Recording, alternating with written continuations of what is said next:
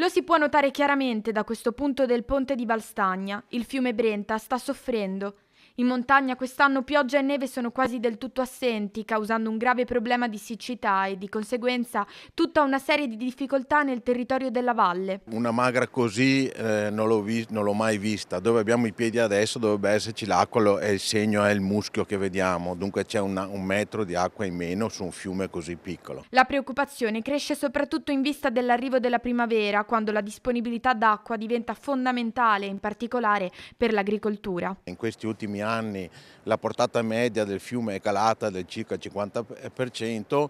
Il problema sono l'inserimento di richieste di nuove derivazioni per centrali idroelettriche che andrebbero a distruggere completamente l'ambito fluviale. Teniamo conto che soprattutto qui nel fiume Brenta ne abbiamo già 6 centrali. Un problema che danneggia in primis l'ecosistema fluviale tra fauna e flora e se la secca dovesse continuare rischia di avere ripercussioni anche sul turismo e sull'economia locale. Andrebbe anche a inficiare tutte quelle attività sportive e agonistiche che ci sono qui, anche le nostre 3 medaglie olimpiche che sono allenate qui e tutta l'attività didattica che viene fatta di 50.000 ragazzi all'anno che vengono in questo territorio andrebbe a venire meno.